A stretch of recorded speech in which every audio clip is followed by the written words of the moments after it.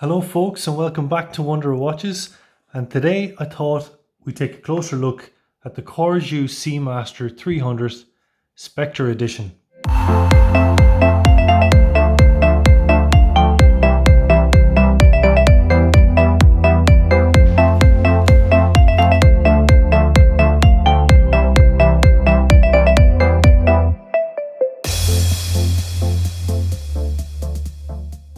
So this is one I unboxed a couple of weeks ago.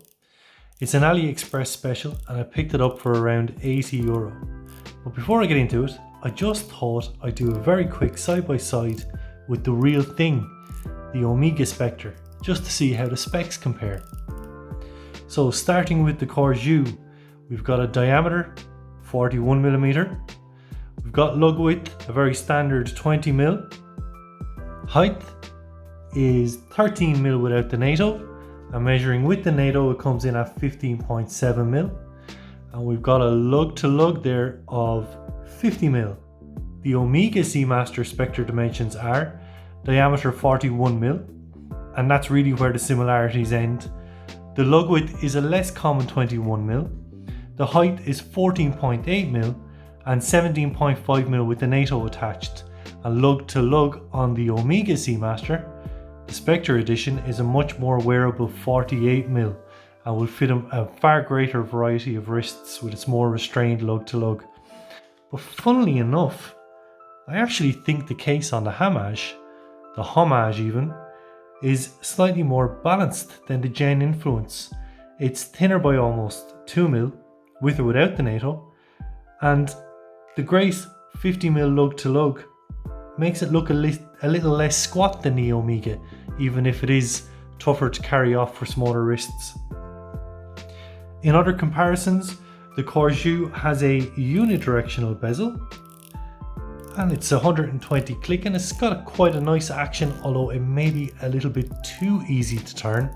Sometimes it turns by itself if it catches your clothes, or if you're giving it an old clean, as I like to do with the microfiber cloth. And having watched videos of the Omega Spectre, the bezel action is a lot more robust, it's a lot more luxury and solid, and it's also bi-directional. And now the movement. And here we can really see where that extra 9,000 is going to the Omega. Let me just take off the NATO here and we get a look at the movement. So, the Corgeut uses a Miyota 8215. It's completely undecorated. It's got 42 hours of power reserve, beats at 21,600 pph, has 21 joules, and there's no, let me just unscrew the crown, hacking seconds. However, it does do this.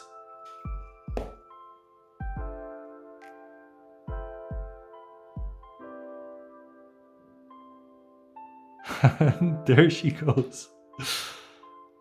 And stop. Okay.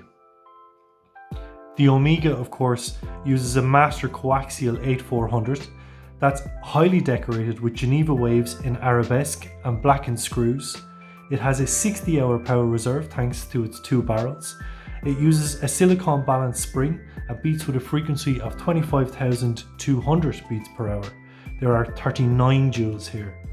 It's also amagnetic, resistant to 15,000 Gauss, which means you can actually place it in an MRI machine and it will still tick away. The movement is a master coaxial, which means it's tested and certified by Metis. This means it's certified twice, firstly to COSC and then awarded master chronometer certification. But can it do this? Okay, that's enough of that. So what about the Corgeut then? Well, there's an awful lot to admire about this watch for 80 quid. It has a ceramic bezel with etched indices, yes, etched. The case does a very decent impression of the Omega, even replicating the beveled edges here, just here on the side. It has a domed sapphire crystal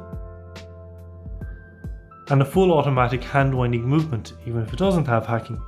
The NATO is really very nice. I'm sure it's not on a par with the Omega, but it is genuinely one of the nicest NATOs that I've held. I also took a loom shot earlier, not expecting much, but got this. It's pretty impressive too, and overall stylistically it does a really good job of pretending to be the Omega, even truncating the lugs there to remove any sharp edges. Cons then, well, the movement, it's very noisy. The printing of the indices on the dial feels quite cheap, lacking the volume of indices on watches even in the 200 to 300 range. And to be honest, the dial feels cheap and plastic, probably because it's cheap plastic. The vintage loom on the hands is a completely different colour to that on the indices, but just to pull it back a bit, they have pulled off a sandwich dial in fairness, and the cutouts on the black part are pretty tightly cut under macro, even if the orange part looks a little bit like earwax. The lollipop second hand looks a little too big, and I'm not sure what shape that central part of the second hands is when you look at it under macro. So, would I recommend this watch? Absolutely. For €80, you can't go wrong.